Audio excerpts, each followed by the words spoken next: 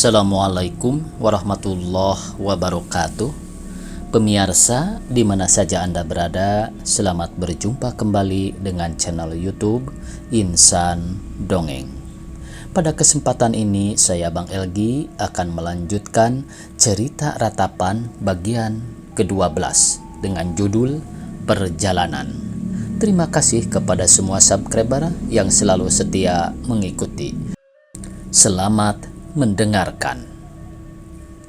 Bulan yang jatuh di atas desa mengambangkan cahayanya yang keperakan.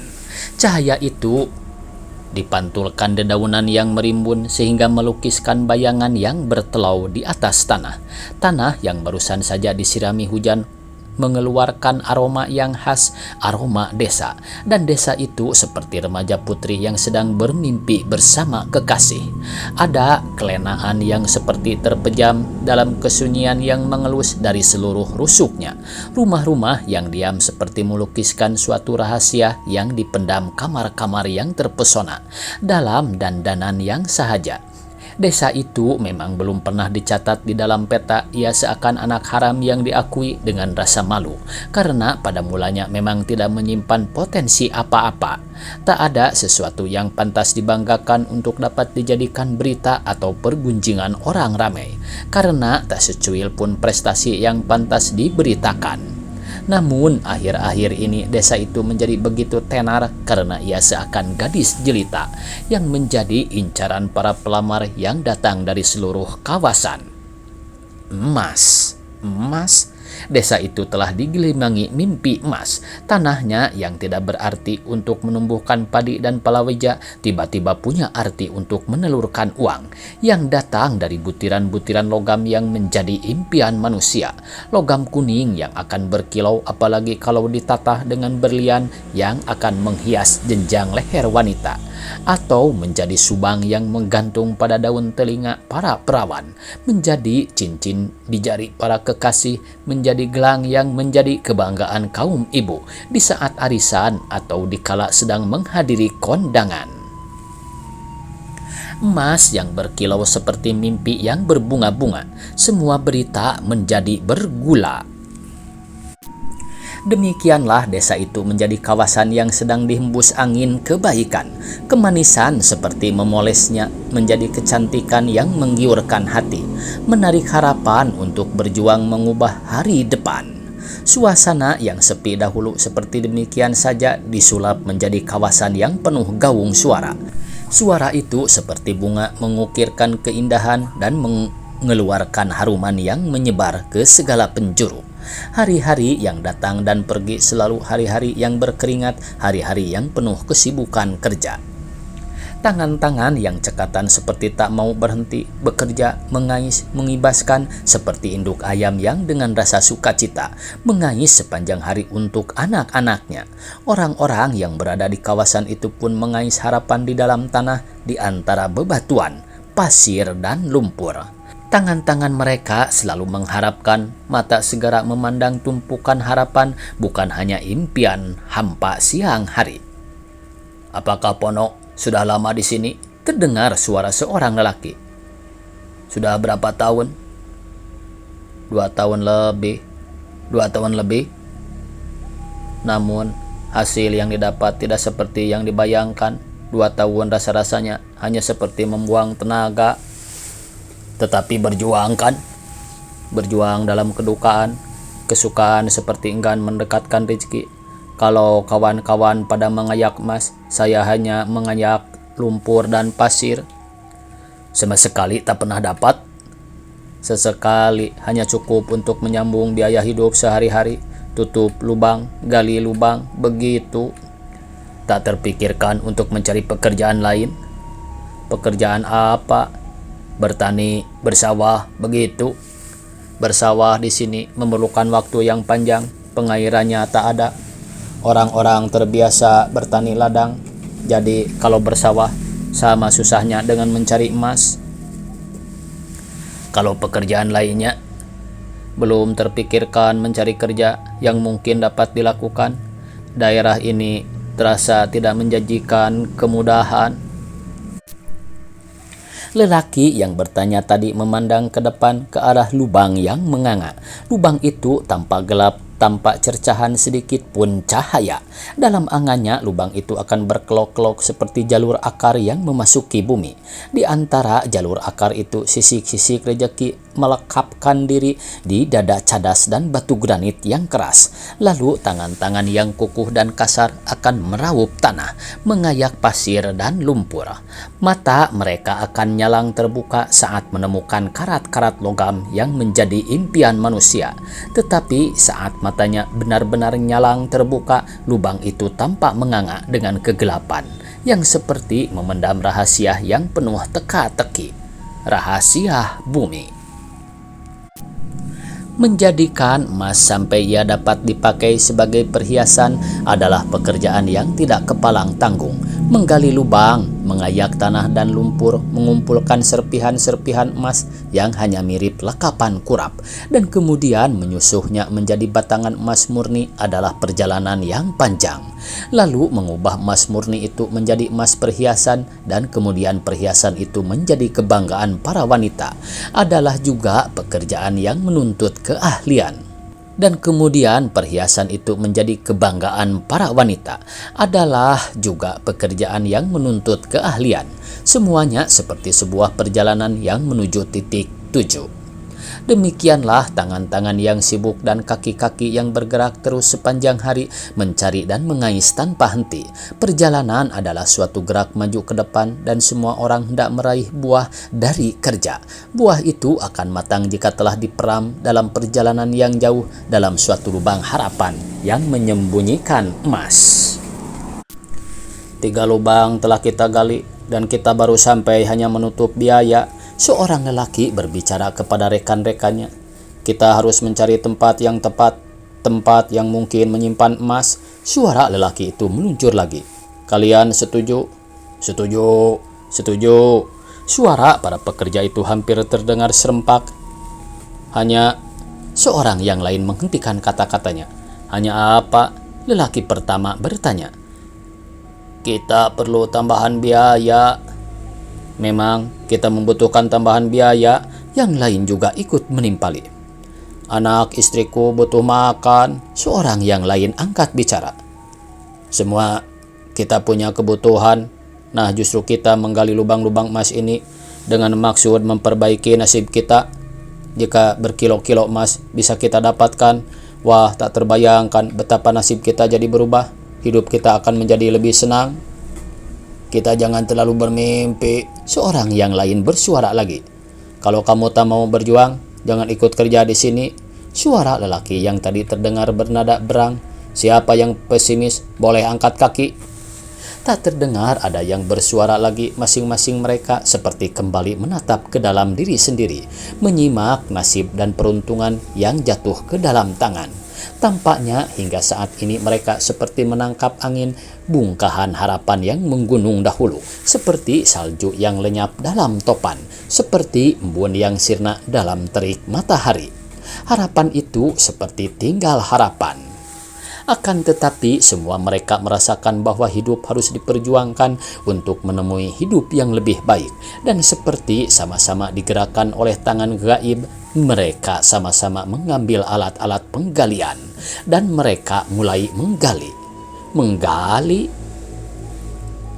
Tangan-tangan yang bekerja seperti bersaing dengan angin dan matahari, seperti bersaing dengan waktu yang merangkak dalam hari, seperti begitu saja menggelincirkan waktu yang seperti pendulum raksasa memukul saat, dan saat pun menggencet usia seperti bersaing dengan nasib, dan nasib tersurat dalam keburaman seperti kecoklatan tanah yang digali dari lubang emas, kadang tampaknya menjelaga seperti pantat kuali raksasa. Semua mereka merasakan nasib seperti damparan ikan-ikan dalam rebusan kuali raksasa itu, panas dan mendidih. Tangan yang mengayak pasir dan lumpur seperti tak disuratkan dengan nasib baik. Tangan yang bekerja selalu kembali dengan kekosongan, seperti tangan itu diciptakan untuk menangkap angin. Begitulah nasib, sehingga diri seperti daun dalam angin. Rasa-rasanya di tempat galian kita yang baru ini, nasib kita akan berubah. Lelaki yang tadi bersuara lagi. Bila galian kita telah mencapai cadas, rasa-rasanya karat-karat emas itu sedang tertidur di sana. Jadi kita bangunkan emas yang tidur. Iya, kita bangunkan emas yang sedang tidur. Betapa cantiknya emas yang dibangunkan dari tidur, seperti kecantikan seorang perawan jelita yang baru terjaga dari tidur yang lena. Tiba-tiba Bapak jadi romantis begitu. Seorang yang lebih muda bersuara, ada sesuatu yang mengejutkan. Kerja keras kan harus ada kompensasi ya, kan? Seseorang yang agak tua ikut menimpali. Begitu kan Pak? Lelaki yang dipanggil Bapak itu tersenyum kecil. Memang ialah yang memimpin penggalian itu. Sudah bertahun-tahun ia mengadu nasib di daerah penggalian emas ini sampai mendapat istri. Dan istrinya kemudian melahirkan anak sehingga ia dipanggil Bapak. Bapak dalam arti yang sebenarnya karena ia memang telah mempunyai anak. Bayangan anaknya yang lasak dan istrinya yang berparas cukup ayu lebih memacu keinginan lelaki itu untuk bekerja lebih keras, berusaha lebih tekun karena selama ini penggalian yang dilakukan hanya berujung dengan kegagalan. Urat-urat emas yang ditaksir melewati lubang galian ternyata meleset, yang didapat hanya dataran cadas yang kosong. Bermeter-meter jalur dibuat menyusuri dataran cadas di dalam lubang, juga tidak menemukan urat emas yang pernah membuat geger di daerah penggalian itu, karena lubang galian Pak Darto menghasilkan lebih dari 1 kilogram emas. 1 kilogram emas? Pendapatan sebanyak itu seperti mimpi tak terbayangkan. Begitu saja nasib baik berpihak kepada seseorang, sehingga dapat mengubah jalan hidup ke tingkat yang sulit dibayangkan.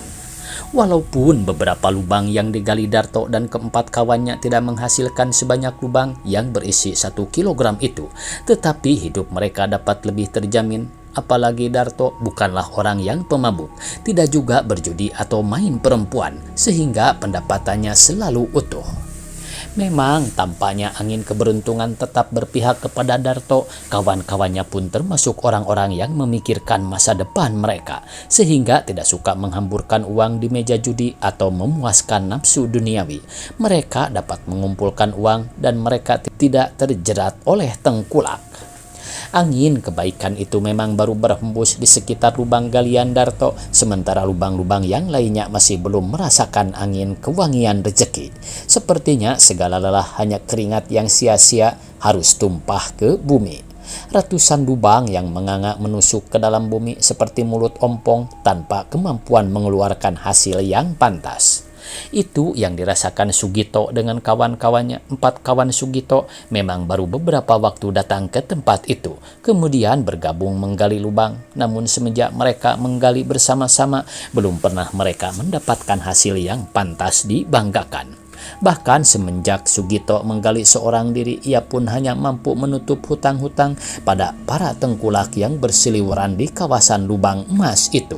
Tahun demi tahun ia mengadu nasib, ternyata nasib baik belum berpihak. Jika lubang kita ini menghasilkan emas yang cukup, kita usahakan membeli mesin penyedot air dan lumpur, Sugito berkata sambil terus memberi petunjuk menggali lebih dalam lagi. Dengan mesin penyedot itu, tenaga kita akan lebih bisa hemat, sementara waktu bekerja pun bisa lebih efisien. Bagus, bagus, seorang kawannya menyambut dengan antusias. Hanya yang aku pikir adalah anak istriku yang tinggal di kampung. Sekarang ini pasti mereka mengharapkan ada hasil yang bisa kubawa pulang. Paling tidak ada yang bisa kukirim. Untuk itu mungkin bisa diatasi, kita ambil utangan dengan dul doyo. Jika hasil dari lubang ini sudah mulai tampak, kita lunasi hutang. Jangan sampai kita terjerat dengan uangnya. Setuju? Mungkin kita hanya membutuhkan waktu seminggu ini. Lubang ini dapat menghasilkan dan apa Pak? Kawannya yang lain menimpali. Dan kalian yang lain tak membutuhkan uang untuk dikirim? Kalau saya ingin menunggu dari hasil lubang ini, kalau saya hanya untuk makan minum selama bekerja ini, saya juga kawan yang satu lagi mengeluarkan suara. Sugito merasa senang dengan 4 orang kawannya yang suka bekerja dengan giat. Walaupun ia baru mengenal mereka di tempat galian ini, tetapi rasanya ia telah mengenal keempat kawannya itu seperti sudah bertahun-tahun lalu. Ia merasa dekat dengan mereka, merasakan nasib yang sama, merasakan keinginan yang sama, yaitu berusaha mengubah nasib buruk menjadi lebih berseri. Keserian itu belum mereka miliki karena apa yang telah dilakukan selama beberapa bulan ini hanya menghasilkan kehampaan saja. Kalau penggalian awal sudah berakhir, kita usahakan memindahkan kayu-kayu tangga dari lubang yang lama ke lubang baru ini. Sugito berkata kepada teman-temannya, kalau cadas sudah didapat, kita akan mengambil galian menyerong ke utara. Mungkin urat emas itu berjalan ke arah itu. Tetapi kita juga harus menggali ke arah selatan, sahut rekannya. Ya, kita memang menggali ke segala arah. Itu kalau galian yang ke utara sudah selesai, Sugito berkata lagi. Mungkin kita harus memperluas galian lubang ini jika dibandingkan dengan galian lubang-lubang yang lain. Apalagi kalau pada dasar cadas di muara lubang sudah ditemukan emas, seseorang yang lain mengusulkan. Itu sebabnya kayu-kayu yang ada kita pindahkan, dan mungkin kayu itu masih kurang sehingga kita harus mencari kayu-kayu tambahan, terutama untuk kaso penahan galian bawah. Juga alat-alat pendeteksi keruntuhan, mungkin daun-daun biru yang lama sudah tak bisa dipakai lagi karena sudah hampir lapuk. Kita harus mencari daun-daun biru baru yang kering. Memang daun yang lama sudah basah dan mungkin lapuk. Sedangkan alat pendeteksi itu sangat penting, sebab kalau lubang itu runtuh, kita tak punya alat penyelamat. Ada alat pun kita tak mampu menyelamatkan, apalagi kalau dengan cara kita menggali dengan alat-alat tradisional seperti cangkul dan sekop. Kita menggali lubang dasar saja sudah seminggu lebih, apalagi kalau menggali lubang sampingan. Jangan berpikir yang bukan-bukan, kawan yang lain angkat omongan. Tak baik memikirkan yang berakhir dengan kesulitan. Kita harus percaya bahwa kita akan berhasil dengan baik.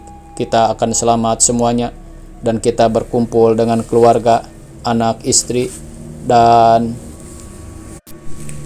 yang belum punya istri, ya mencari istri kalau sudah dapat penghasilan. Kalau tidak, nah kembali lagi kepada kegagalan. Dalam hidup ini tak ada kegagalan, karena kegagalan itu adalah sukses yang tertunda, ya kan? Betul, bos. Betul, betul. Sugito merasa senang bekerja sama dengan teman-temannya yang tidak lekang dari senda gurau. Ketegangan dan perkelahian yang sering terjadi di antara penggali tidak pernah mengusik kelompok Sugito. Kawan-kawannya selalu tepok seliro, mau memahami kawan yang lain, dan kalau ada sesuatu yang kurang sereg di hati, akan selalu dibicarakan secara bersama-sama.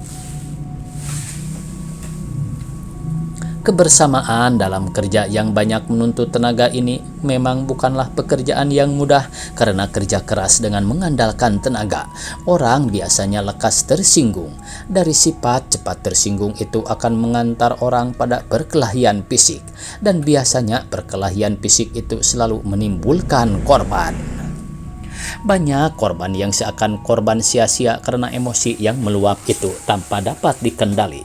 Sugito tanda hal itu terjadi dalam kelompok kerjanya, sehingga ia sebagai yang dituakan selalu menjaga agar semua anggota kelompoknya merasa betah dan merasakan bahwa mereka sama-sama mendukung nasib yang serupa.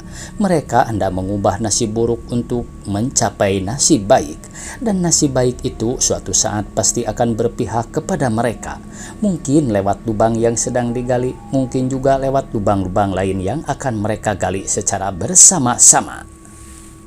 Senja sudah demikian larut ketika Sugito dengan kawan-kawannya kembali ke teratak mereka. Rumah yang bersahaja itu adalah ruang khusus yang akan menjadi alat meneduhkan diri, melepaskan kepenatan kerja yang melelahkan sepanjang hari.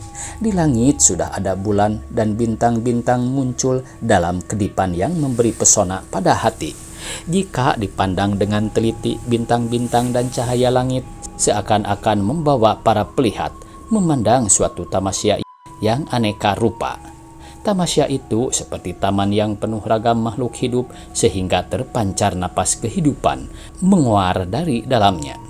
Tetapi tamasya langit adalah nun di sana di suatu kejauhan yang tak terjangkau tangan. Suatu tamasya yang hanya ada seperti mimpi. Dan mimpi itu begitu berbunga-bunga. Waktunya habis pemirsa, dicukupkan sekian. Billahi taufiq wal hidayah. Wassalamualaikum warahmatullahi wabarakatuh.